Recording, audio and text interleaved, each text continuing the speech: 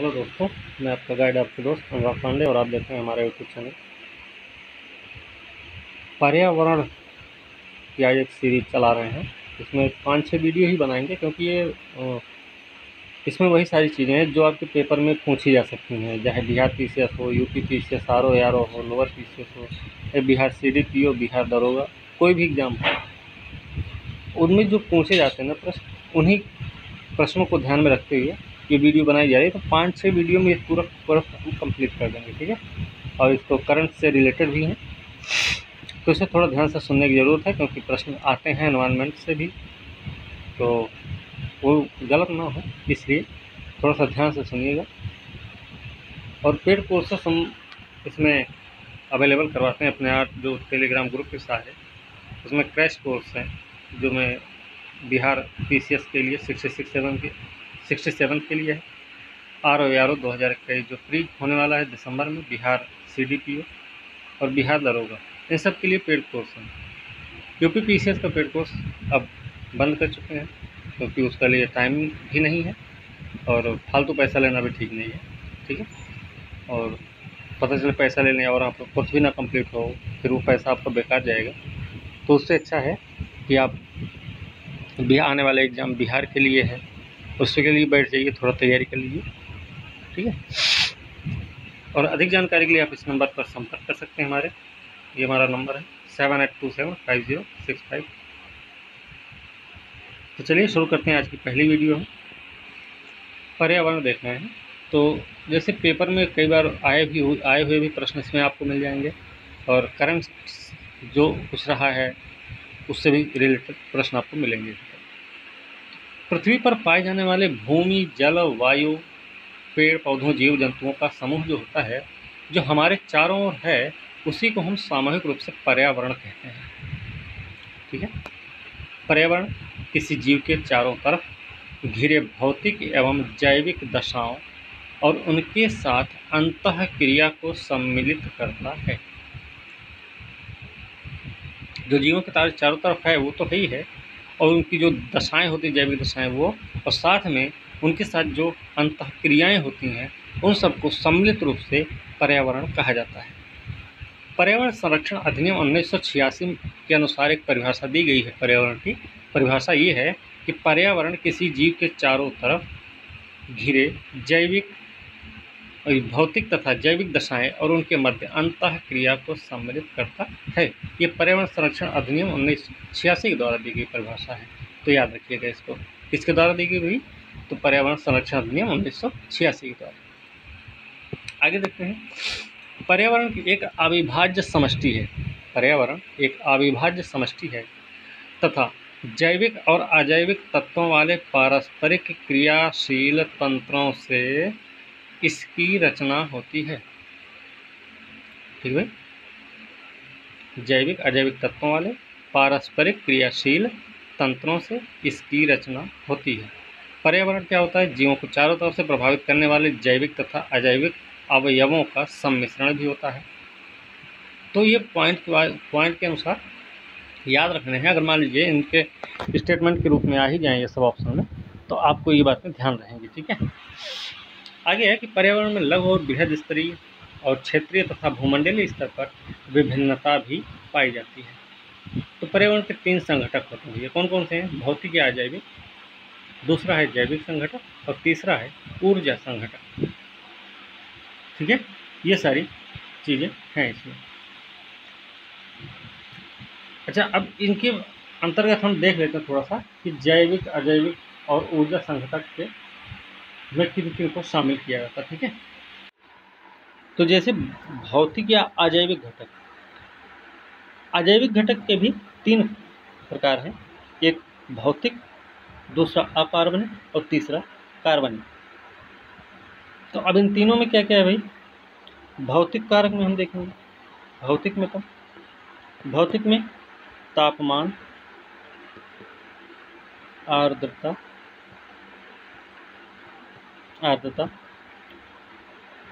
प्रकाश,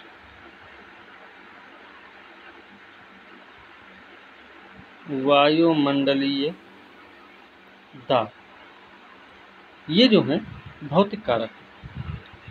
दूसरा है अकार्बनिक कारक। तो अकार्बनिक क्या है भाई? अकार्बनिक क्या है? अकार्बनिक है जल, ठीक है, ऑक्सीजन, कार्बन डाइऑक्साइड और नाइट्रोजन, ये सारे क्या हैं? अकार्बनिक हैं। फिर कार्बनिक क्या है भैया? कार्बनिक आपका प्रोटीन हो गया, कार्बोहाइड्रेट हो गया, कार्बोहाइड्रेट हो गया और लिपिड हो गया, ठीक है भाई। तो ये हो गए आपके अजैविक घटक तीनों। अब जैविक क्या है? जैविक में देखिए 3 चीज़ें होती हैं, उत्पादक, उपभोक्ता, अपघटक। तो उत्पादक कौन होते हैं? उत्पादक आपको पता है हरे पौधे उत्पादक हैं। उपभोक्ता कौन है? जंतु हैं, जो जीव जंतु।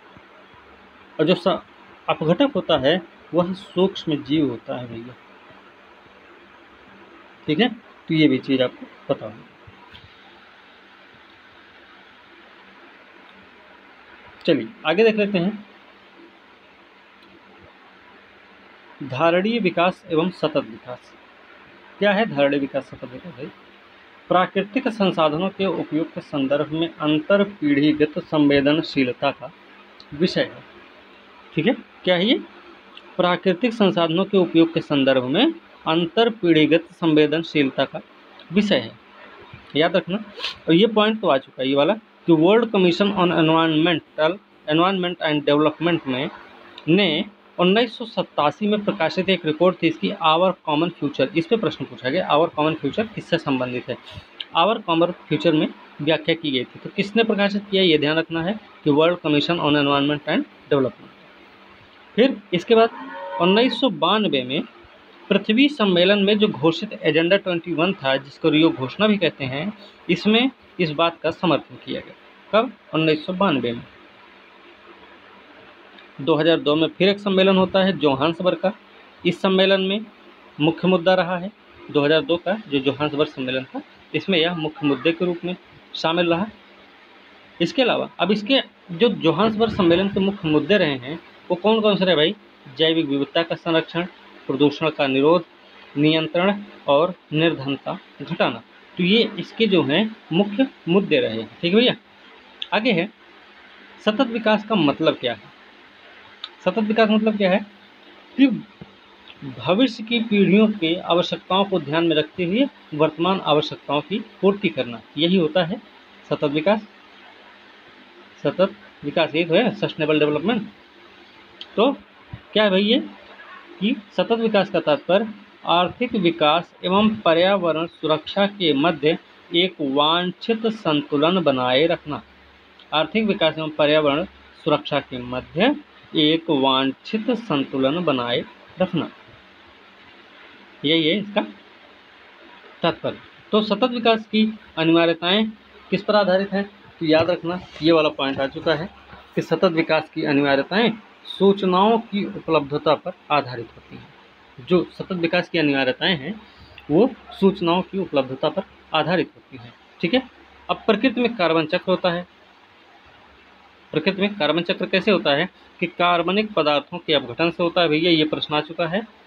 जीवधारियों द्वारा श्वसन क्रिया से, ज्वालामुखी प्रक्रिया से, जीवाश्म ईंधनों के दहन से, इन 3 कारकों से प्रकृति में कार्बन चक्र होता है। और कार्बन जो है पृथ्वी पर मूल रूप से ग्रेफाइट और हीरा है।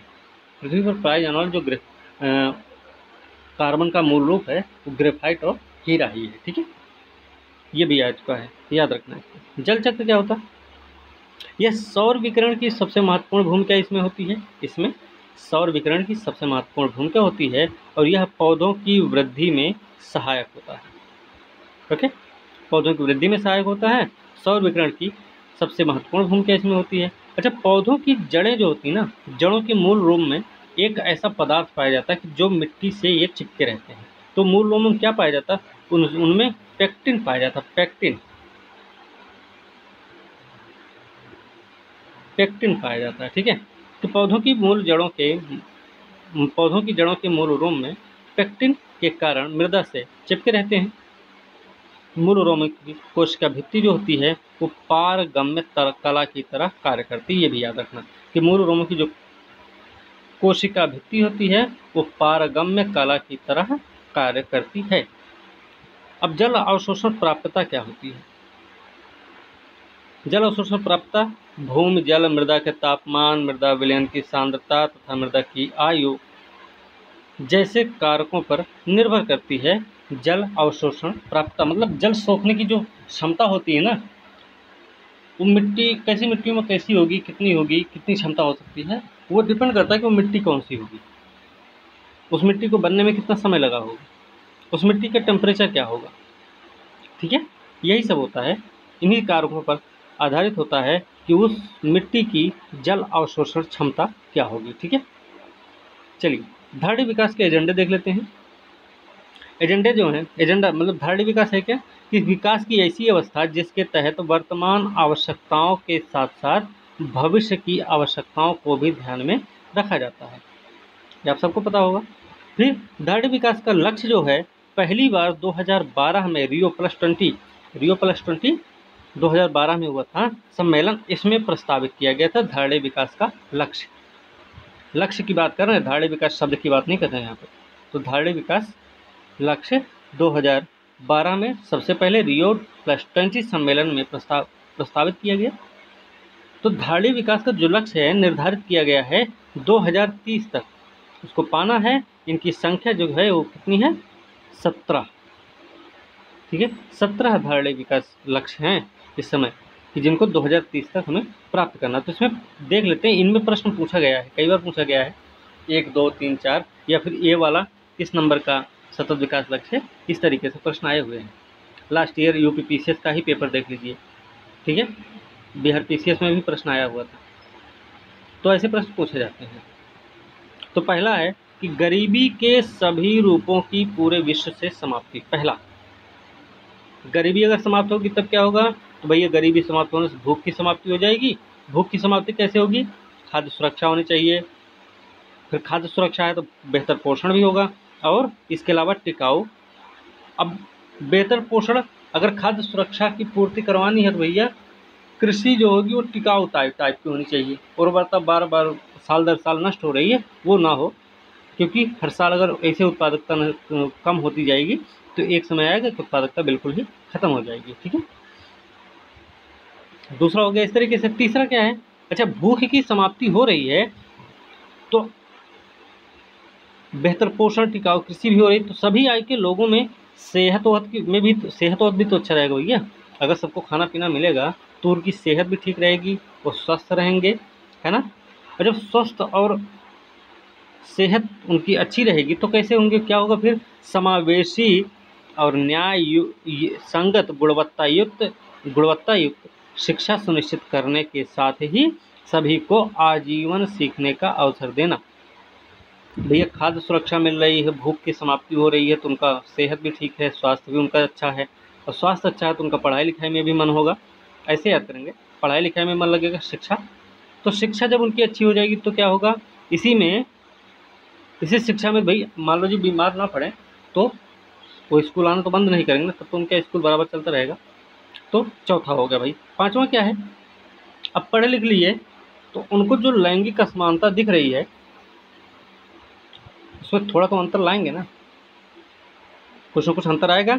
तो उन्होंने क्या किया भैया? लैंगिक समानता की तरफ ध्यान दिया। शिक्षित हो गए ना अब, तो लैंगिक समानता की तरफ ध्यान दिए और इसमें क्या किए कि महिलाओं और लड़कियों को सशक्त करने में लग गए। अब क्योंकि पढ़े लिखे हो गए, अब वो पितृसत्तात्मक समाज से थोड़ा सा अलग हो रहे हैं, वो थोड़ा अलग सोच रहे हैं क्योंकि पढ़े लिखे लोग हैं ना। फिर अब ये चीज़ होगा तब क्या होगा भाई? लैंगिक समानता बढ़ेगी, लड़कियों को सशक्त, महिलाओं को सशक्त किया जाएगा। फिर तो अब ये 5 तक हो गया। अब आते हैं आगे छठे नंबर पे कि सभी के लिए स्वच्छ जल एवं सफाई की उपलब्धता सुनिश्चित करना। ये पॉइंट आ चुका है यूपी पीसीएस में पिछली बार। फिर अच्छा, अब स्वच्छ जल सफाई की उपलब्धता सुनिश्चित करनी होगी तो सस्ती, विश्वसनीय, टिकाऊ, आधुनिक ऊर्जा तक पहुंच भी सुनिश्चित करना जरूरी है भाई। ठीक है। इसके अलावा सभी के लिए समावेशी तथा सतत आर्थिक विकास, रोजगार और समुचित कार्य को बढ़ावा देना है। 8 नंबर है ये, 8वां नंबर। 9वां नंबर है लचीले बुनियादी ढांचे, समावेशी औद्योगिकरण को बढ़ावा तथा नवाचार को प्रोत्साहन देना भी इसका एक लक्ष्य है। कौन सा नंबर? 9 नंबर। 10वां नंबर क्या है कि देशों के बीच और देशों के भीतर असमानता को कम करना है। गरीब अमीर का है बहुत बड़ा अंतर है भाई, है ना। कहीं कहीं धार्मिक अंतर भी चलते हैं, अमीर गरीबी का ज़्यादा अंतर समझ में आता। ठीक है, चलिए आगे 10 नंबर हो गया कि देशों के बीच और भीतर असमानता को कम करना है। 11 नंबर क्या भाई? सुरक्षित, टिकाऊ और लचीले शहर का निर्माण करना। सुरक्षित, टिकाऊ, लचीले शहर का निर्माण करना है। फिर 11 नंबर। 12 नंबर क्या है? 12 नंबर है स्थायी खपत और उत्पादन पैटर्न को सुनिश्चित करना। फिर 13 नंबर जलवायु परिवर्तन और उसके प्रभावों से निपटने के लिए तत्काल कार्रवाई करना। उसके प्रभावों से निपटने के लिए तत्काल कार्रवाई करना। फिर महासागरों, 14 नंबर, महासागरों, समुद्र और समुद्री संसाधनों का संरक्षण तथा सतत उपयोग करना। ठीक भाई, इतना हुआ। इसके आगे है मरुस्थल, 15 नंबर, मरुस्थलीकरण को रोकना, वनों को सम्मानीय प्रबंधन करना, भूमि क्षरण एवं जैव विविधता के नुकसान पर भी रोक लगाना। ये 15वां नंबर है। 17 नंबर क्या है? न्याय संगत, शांतिपूर्ण और समावेशी समाजों को बढ़ावा देना।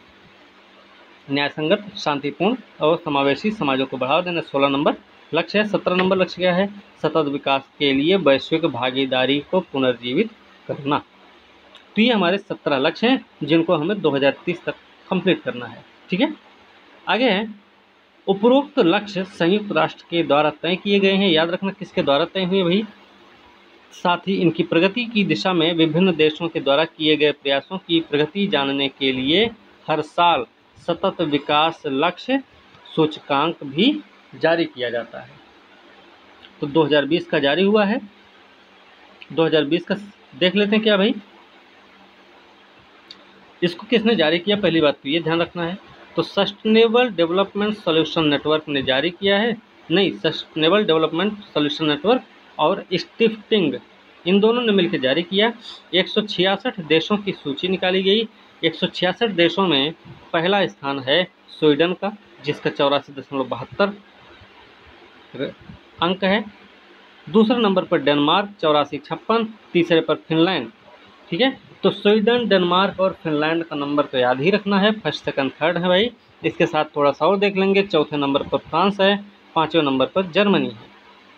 ठीक है, अब एशिया में आते हैं। तो एशिया में जापान पहले नंबर पर है और विश्व स्तर पर 17वें नंबर पर है। इसका मार्क है 79.17। ठीक है, फिर चीन भारत का पड़ोसी देश है भाई, 48 रैंक है इसकी, 73.89।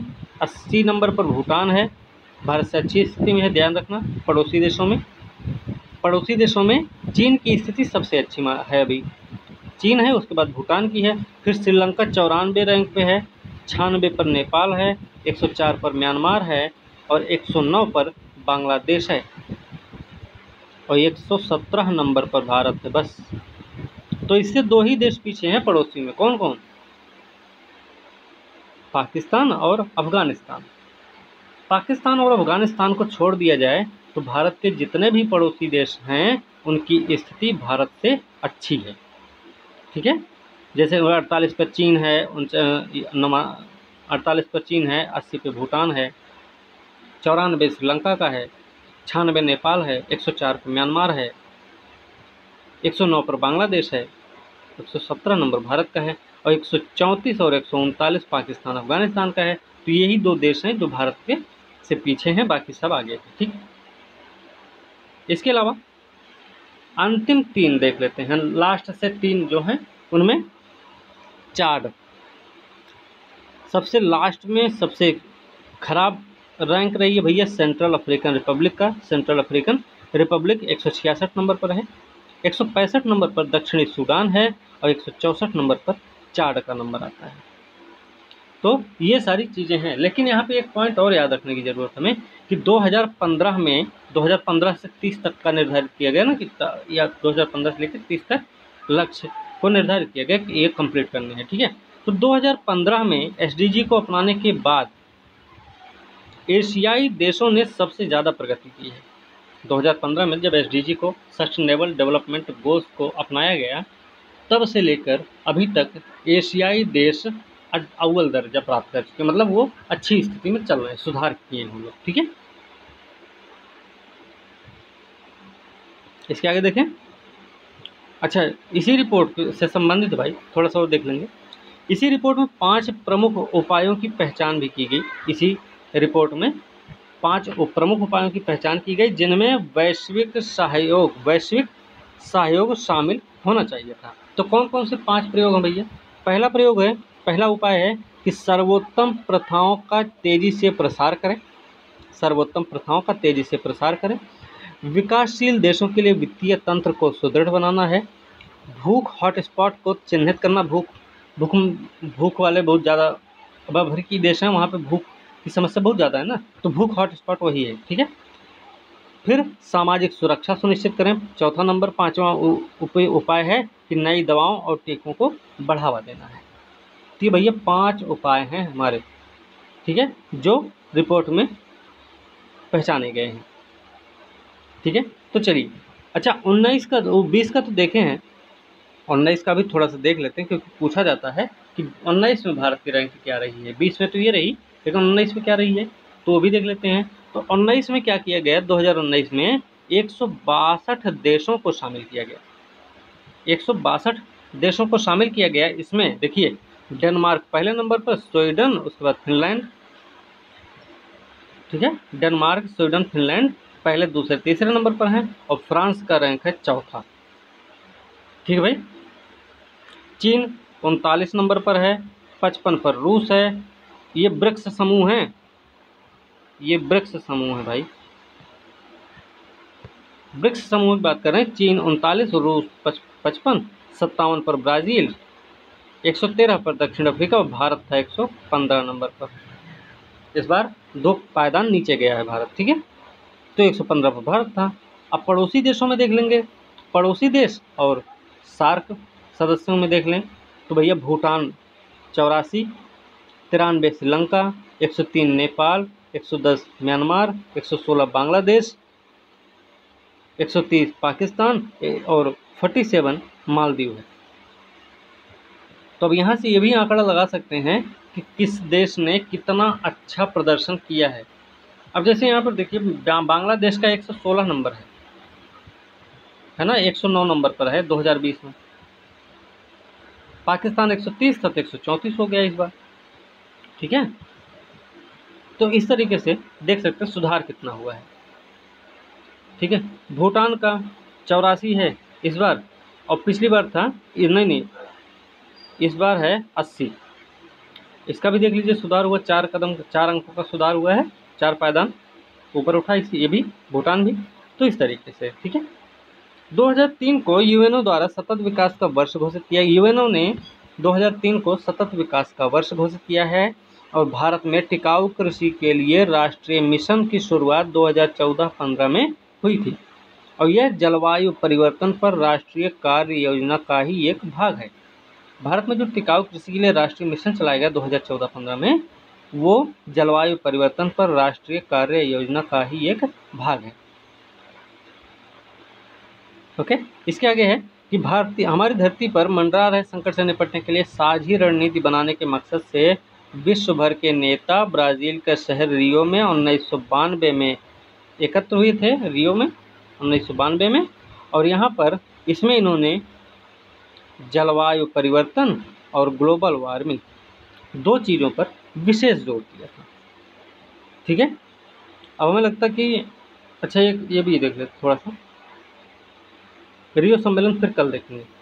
रियो 1992 क्या था? अंतर्राष्ट्रीय, इसको पृथ्वी सम्मेलन भी बोलते हैं, संयुक्त राष्ट्र का पर्यावरण विकास सम्मेलन भी कहा जाता है। ये भी प्रश्न आ चुका है भैया, तो ये भी याद रखने की ज़रूरत है। ठीक है, तो याद रखना, यहाँ तक आज कंप्लीट करेंगे। पहला वीडियो है तो थोड़ा कम ही रहे। बाकी कल से वीडियो थोड़ी लंबी होंगी, क्योंकि 5 से 6 वीडियो, नहीं तो 8 वीडियो में हमें पूरा का पूरा एनवायरनमेंट ख़त्म कर देना है। ठीक है, तो आज की इसी वीडियो के साथ, और वीडियो अच्छी लगे भैया लाइक शेयर कमेंट जरूर कीजिए, चैनल को सब्सक्राइब कीजिए और देखते रहिए उसे ध्यान से, और याद करते रहिए, पढ़ते रहिए। तो अगले वीडियो के साथ कल मिलते हैं, तब तक के लिए धन्यवाद।